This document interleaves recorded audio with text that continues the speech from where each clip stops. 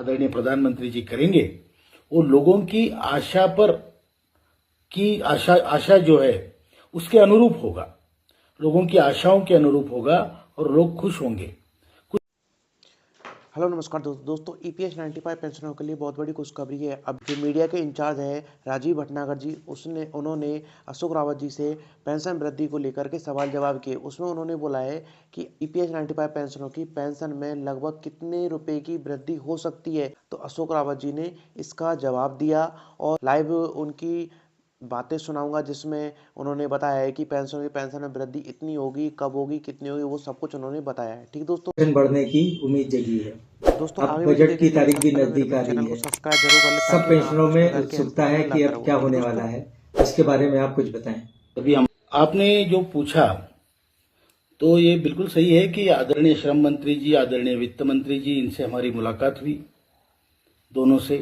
मैं था, हमारे महासचिव जी थे, एक मीटिंग में तो आप स्वयं थे, दूसरे मीटिंग में बहुगुणा जी थे, पीएन पाटिल साहब थे, नरगुण साहब थे।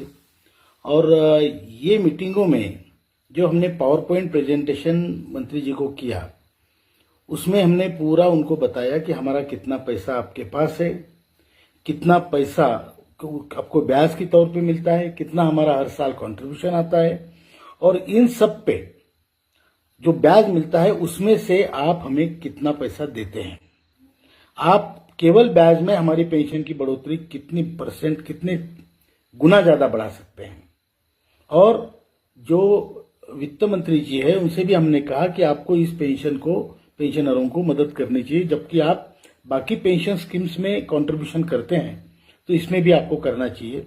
वो प्रिंसिपली इस पर राजी थे और ये बहुत अच्छी सिचुएशन बनी है जहां पर सभी मंत्रीगण, जो बड़े नेता है, वो हमारी सोच से सहमत है।